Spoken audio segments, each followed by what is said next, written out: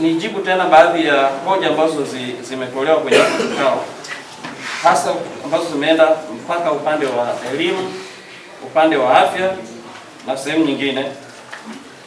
Kwanza nimpongeze Mheshimiwa Joyce kwa kupongeza kwamba wataalamu walienda pale Isidori Shirima. Ni kweli aliomba wataalamu wakaenda, kwa sababu kulikuwa kuna changamoto, lakini kweli kwa taarifa nilizozipata kwamba ule mradi una changamoto, lakini hawa watendaji wetu wakati mwingine, kuna watendaji ambao huko chini ni walimu, wamejigeuza kuwa wakandarasi na hawana fedha, na wapo na tunakusudia saa nyingine mpaka tuwalete kwenye mabaraza pale pale Isidori. Kuna mwalimu ambaye ni mkandarasi na akamilishi miradi.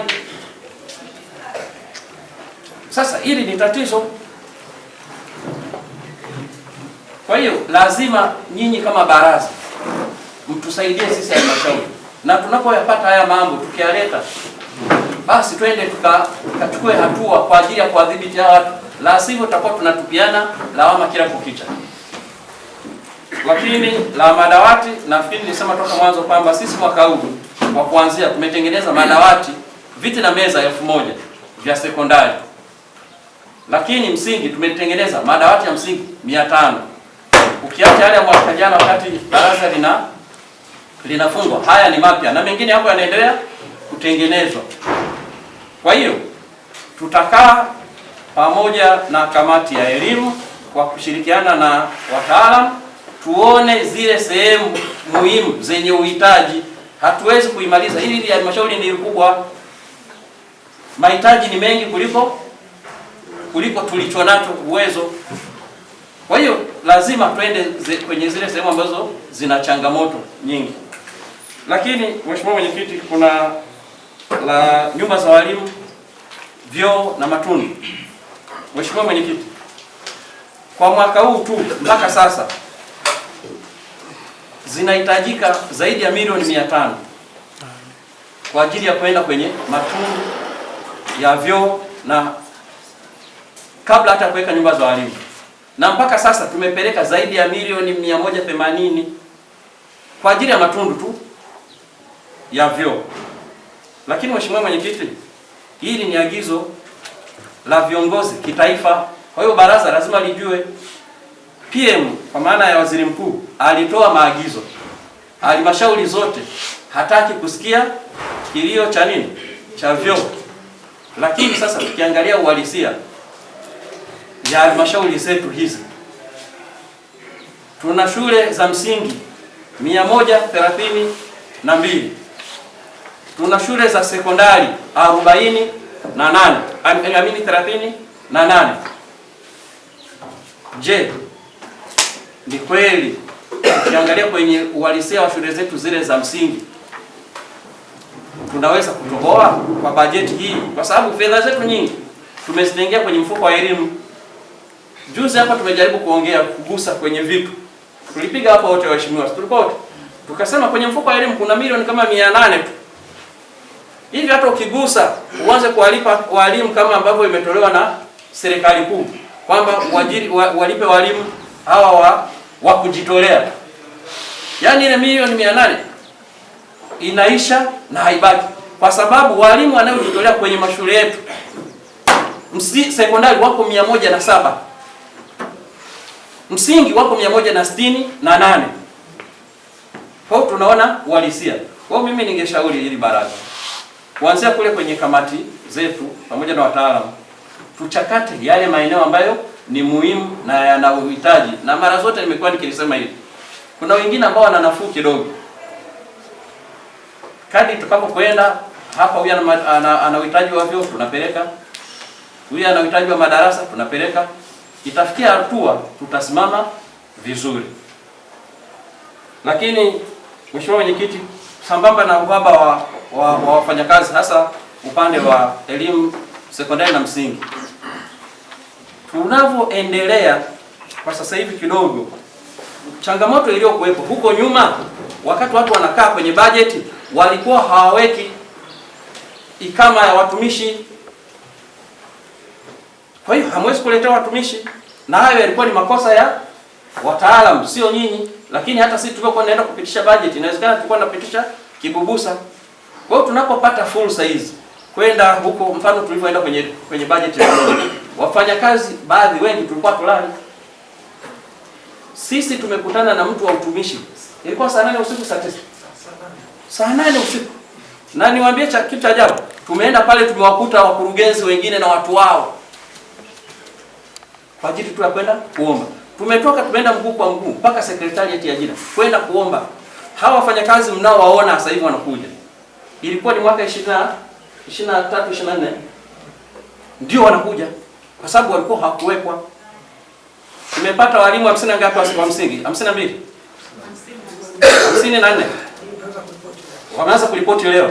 Ni jitihada za kwenda kwenye budget. Tunapoenda kule ndipo unaenda una switch kidogo, unaenda huko unapeleka kakorosho.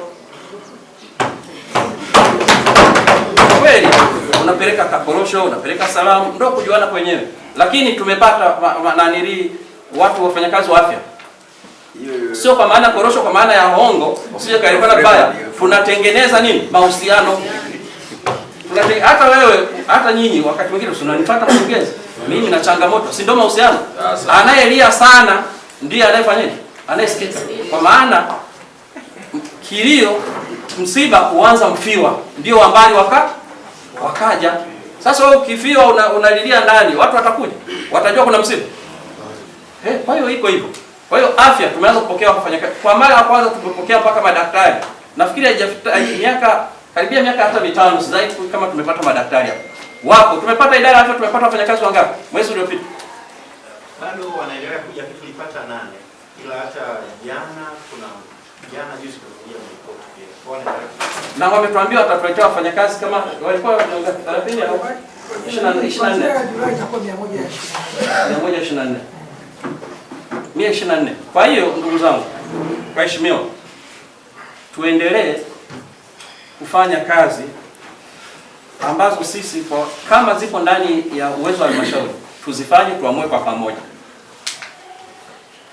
Lakini ukiangalia mtandao na ukubwa wetu wa halmashauri, mimi katika shule yangu ya sekondari Isidori Shirima pale Chikukwe tulipokea fedha milioni 30 kwa ajili ya ujenzi wa maabara, lakini zile fedha tulipokea sambamba na wenzetu wa maeneo mengine ikiwemo na Lulini. Lakini kitu kinachonisikitisha kisasa, ile maabara haijakamilika na imekuwa ya kusuasua. Nimefikisha taarifa, nilimtafuta mkurugenzi nikaomba wataalamu wake na ambatane nao katika ziara yangu, na mshukuru sana mkurugenzi aliweza kunipatia wataalamu na nikaenda nao site, wakaona kile kinachoendelea pale na wakashauri, wakataka fundi ya rudi site. Mheshimiwa Mwenyekiti, lakini hadi sasa hakuna ambacho kinaendelea. Fundi afiki site, maabara imesimama, hadi sasa hakuna kinachoendelea. Nimekuwa nikipata lawama kubwa sana kwa wananchi wangu kutokana na ile maabara. Mheshimiwa Mwenyekiti, hoja hii nimeona niwasilishe katika hii kamati ya elimu, kwa sababu wewe ningetaka kwenda kamati ya uchumi, lakini sasa mimi mwenyewe ni mjumbe kule. Ni ngumu, siwezi kusimama nikaongea. Kwa naomba niwasilishe kwenye hii kamati. Naomba msaada. Lakini nimewasiliana na engineer, nimshukuru. Pamoja ameniambia mimi nikiwa nje ya joo, amesema sawa, amelichukua anaenda kulifanyia kazi. Mara kwanza ilikuwa hivyo, lakini leo amempigia mkuu wa shule na kumwambia baadhi ya taratibu azifuate. Akaambia mheshimiwa, sasa tunaenda kulifanyaje hilo, lakini hilo kinitamkia nje na imekuwa nikiwasilisha muda mwingine halishukuli uzito. Nimeomba nililete hapa, tutambue uhalisia kinachoendelea kwenye ile maabara, kwenye ile kata ya Chikukwe, hairidhishi ule mradi. Hapo ukimtafuta fundi zaidi ya 80-90 fedha tayari kashachukua. Kwa anaposuasua ni ngumu kumkamata. Yaani hakuna namna sisi tumforce tumfanye, ile hela nyingi imeshaenda kwake. Kwa hiyo kumekuwa na uzito mkubwa sana. Naomba halmashauri nisaidie juu ya hili jambo. Lakini nimshukuru mkurugenzi wa halmashauri kwa kuweza kunitatulia changamoto yangu ya madawati, japokuwa changamoto ni kubwa, lakini kwa kiasi 50-60 ameweza kunitatulia, ameniambia yanafika. Kwa hiyo na mimi nataka kama kijacho nikifika, basi nitakuja kutoa shukrani kwa kupokea madawati. Asante. Kwenye kata yangu ya Malenga nina shule za msingi 3, sekondari 1. Mheshimiwa Mwenyekiti, nikianza na shule ya sekondari kwa sababu yalizungumziwa kule mwanzo, lakini kama ndio sehemu yake, shule ile ina uhaba mkubwa sana wa viti na meza kwa kiwango kikubwa. Sasa hivi wanafunzi takriban 200 kama na 30 wanakaa wawili kwa kushare, kwa maana viti na meza hakuna kwenye shule ya sekondari na Malenga. Lakini kwenye shule za msingi, Mheshimiwa Mwenyekiti, tuna majengo ya muda mrefu sana. Shule ya msingi Nagaga tumejenga boma, sasa hivi ni mwaka karibu wa 3. Isha kwenye level ya lita, lakini mpaka sasa hivi bado halijamaliziwa kule juu. Na ukitembelea pale yapo majengo ambayo kama kipindi hiki cha mvua wanafunzi wanapelewa kwanza nje. Yaani kama kuna upepo na mvua wanapelewa nje, ikishapita hiyo hapa ndo wataingia ndani. Kwa maana pana jengo ambalo yaani muda wote na saa yote tunaweza ikaleta athari. Na shule ya msingi na Malenga nayo pana ujenzi wa boma ambayo tayari imeshafikia level ya lita. Sasa lengo langu kubwa kwenye ndani hii kuweza kuwasaidia au kuunga jitihada za juhudi za hawa ambao wamejitolea kama wananchi kwa niaba ya kuisukuma elimu kwenye kata ya Malenga. Chama cha Mapinduzi, mwakilishi ofisi ya rasi, mkurugenzi mtendaji, katibu tawala, wakuu wa vitengo na idara mbalimbali, waheshimiwa madiwani, watendaji wa kata na wananchi kwa ujumla, pamoja na wawakilishi wa vyama vya siasa na viongozi wa kamati ya ulinzi na usalama wa wilaya, mabibi na mabwana, asalamu alaykum. Bwana Yesu asifiwe. Amina. Na wasalimu kwa jina la Jamhuri ya Muungano wa Tanzania. Amen. Awali ya yote namshukuru Mwenyezi Mungu, tumekutana hapa, tumejadili mengi. Binafsi nimeshukuru kwa namna mjadala ulivyokuwa umewasilishwa, taarifa zote ambazo ni za msingi, tukiamini inaweza ikatupelekea kuiona nafasi yetu kule ambapo kila mtu anatarajia kuiona. Sisi sote ni viongozi, tunafahamu tuna majukumu makubwa sana katika jamii ambazo zimetupa dhamana kwenye maeneo haya. Tumekuja kwa lengo la kuwakilisha wananchi na tumeitekeleza dhima hiyo. Tunachotakiwa sasa, kwa sasa wakati tunakuja na mpaka tunaporudi, tuamini, tuibebe hiyo dhamira, tukiamini kabisa tumepewa mwongozo, tumepewa maarifa, tumepewa maono ya kuwa kama viongozi kwenye maeneo haya ambayo tumetokea. Tunatakiwa tuiangalie masasi yetu, masasi ambayo inawezekana yapo ambayo tulikuwa tunateleza, tunafanya aidha kwa kuamini kwamba tulikuwa tuko sahihi, kumbe tulikuwa tunakosea. Kuna vitu tumekumbushwa, labda kufuata sheria, taratibu, vitu ambavyo vinaweza vikasababisha kulifanya baraza kuwa la amani. Tofauti na hapo, baraza tunaweza tukaona kama ni uwanja wa vurugu, uwanja wa fujo, kiasi ambacho hata thamani ya uongozi wetu haiwezi kusikika wala kuthaminiwa kwa wananchi ambao wametuongoza. Tumejadili, tumejiona, hata kama kwenye kata ambayo hatujafika, lakini tumefahamu kuna changamoto za madarasa. Hata kwenye vijiji ambavyo hatujafika, lakini tumeona kwamba kuna shida za zahanati, kuna shida ya maji, hakufikiki. Maeneo yote ambayo tayari tumepokea changamoto hizo, hata kwenye mfumo wetu za afya, kwa maana watu wa bima, lakini zahanati zenyewe kwa kukosa watumishi, shuleni hakuna walimu wa kutosha, watoto wanakaa chini, miundombinu mibovu. Hayo yote ni kati ya vitu ambavyo tumevijadili. Tunapenda haya yote kuweza kuyatatua na kufanya masasi yenye kufikika, masasi yenye kusikika, masasi ambayo inaweza ikatuonyesha kwamba tuna viongozi au tuna baraza ambalo ni bora. Haya yote yanaweza kama tutashirikiana. Jamani, tunasema siku zote kwamba umoja ni nguvu na utengano ni udhaifu. Hakuna mafanikio ambayo tunaweza tukayapata kwa kutengana.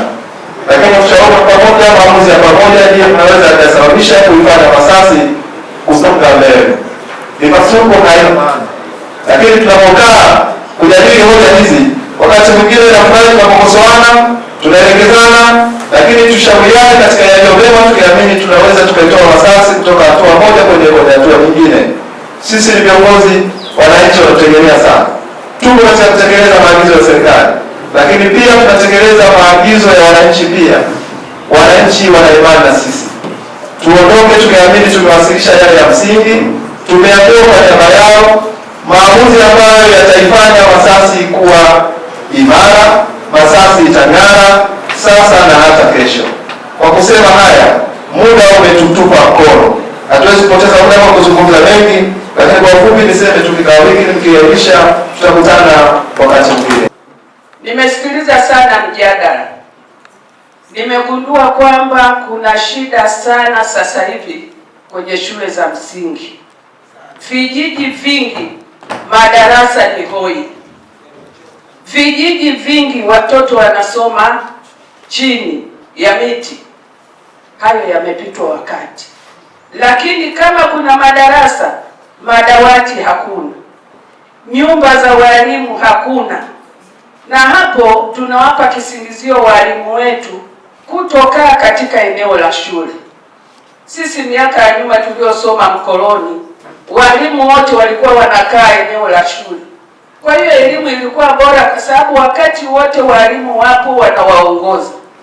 Leo nakuta kwenye shule pengine anakaa mwalimu mmoja tu, au wakati mwingine hakuna mwalimu anayekaa shuleni. Ikifika jioni wote wanatawanyika.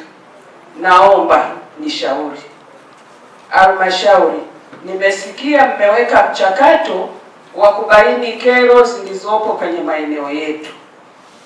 Naomba mtengenezee mkakati kuhakikisha kwamba shule zote za msingi ambazo kwa kweli madarasa yake ni chakavu wanapewa kipaumbele bila kuangalia kata hii diwani huyu ni nani na huyu ni nani, kwa sababu tunachoenda kukifanya ni kwa ajili ya wananchi.